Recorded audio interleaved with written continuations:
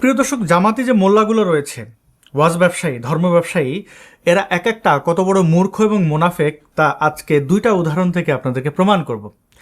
মুফতি আমির হামজা নামক এই জামাতি মোল্লাকে চেনেন। বিভিন্ন বিতর্কিত বক্তব্য দেওয়ার জন্য সে বাংলাদেশে বহুবার সমালোচিত হয়েছে, নিন্দিত হয়েছে। তো এই মোল্লা এখন সংসদে গেছে, জামাত ইসলামের সেই প্রতীক নিয়ে সিলেকশনে সে এমপি হওয়ার পরে একে নাস্তিক ট্যাগ দেওয়া, ওকে গালাগালি করা, হুমকি ধমকি, নানান বক্তব্য তার রয়েছে। এবং সংসদে গিয়ে দেখুন সে বাজেট সম্পর্কে কিভাবে মূর্খামি প্রকাশ করছে। তার এই ভিডিওটি থেকে শুধু মূর্খামিই প্রকাশ পাবে না, সংসদের বারান্দায় দাঁড়ানোর মতো কোনো যোগ্যতা আছে কিনা সেটিও একটি কিন্তু বড় প্রশ্ন হয়ে দাঁড়াবে। তার বক্তব্য চলুন শুনে নেই।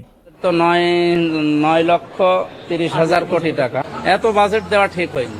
অন্তত 600 হলে ভালো হতো, 600 কোটি টাকা হলে ভালো হতো। 6,000 কোটি, 9,000 কোটি তো অনেক বেশি হয়ে গিয়েছে। সরকার যে কি করবে সামনে দেখা যাক কি হয়। 9,30,000 কোটি টাকাকে এই রাশ্মিকা মান্দানা হুজুর খ্যাত আমির হামজা নিয়ে এসেছে মাত্র 600 কোটি টাকায়। কোথায় 600 কোটি, কোথায় 9,30,000 কোটি?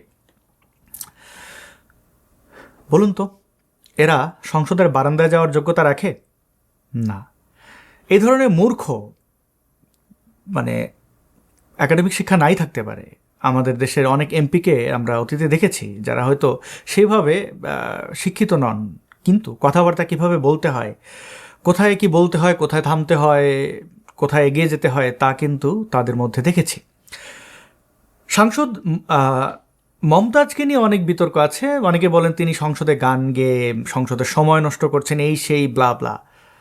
তাঁর ভূমিকা দেখুন।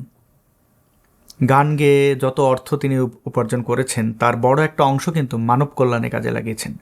অসংখ্য চিকিৎসালয় তিনি প্রতিষ্ঠা করেছেন। সেই মমতাজ এখন কিন্তু জেলখানায় রয়েছেন মিথ্যা মামলায়। আরও অসংখ্য ব্যক্তির উদাহরণ আমরা দিতে পারবো যাদের হয়তো একাডেমিক শিক্ষা নেই, কিন্তু তাঁরা মানুষ হিসাবে অসাধারণ। আপনি তাদের নিয়ে হাসাহাসি করতে পারেন, তিরস্কার করতে পারেন, কিন্তু ব্যক্তি কেমন তা কিন্তু তার কর্মে উঠে আসে। জামাতি মোল্লাদের আরেকটাকে দেখাই, এই যে আহমদুল্লাহ, এই ভণ্ড মুনাফিক দেখুন সে কীভাবে স্ববিরোধী হয়। এরা গান বাজনা, খেলাধুলা বা যত ধরনের বিনোদনের মাধ্যম এগুলোকে নিষিদ্ধ মনে করে, আবার সেগুলোই তারা করে। দেখুন তার বক্তব্য এবং কর্ম কতটা সাংঘর্ষিক। এরপরে প্রশ্ন হলো, আমরা জানি খেলাধুলা হারাম, কিন্তু বিশ্বকাপ ফুটবল আয়োজক কাতার, সৌদি আরব সহ আর অনেক মুসলিম দেশ বিশ্বকাপে অংশ নেয়। এ ব্যাপারে হাদিস কি বলে? ভাই, দুনিয়ার সকল মুসলমান দেশ, দুনিয়ার সকল মুসলমান যদি সবাই মিলে কোনো হারাম করার জন্য ঐক্যবদ্ধ হয়ে যায়, তাহলে সে হারামটাকে হালাল হয়ে যাবে?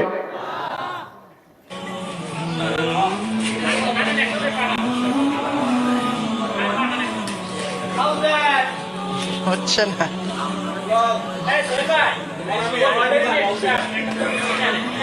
এটাই যদি হয় আমাদের বাস্তবতা, তাহলে ভবিষ্যৎ কি? এরাই যদি হয় ধর্মপ্রচারক, তাহলে ধর্মের কি হবে? এই প্রশ্ন রাখছি। ভিডিওটি শেষ পর্যন্ত দেখার জন্য অসংখ্য ধন্যবাদ। জামাতি মুনাফিকদের কাছ থেকে সাবধান থাকবেন সেই প্রত্যাশা রাখছি।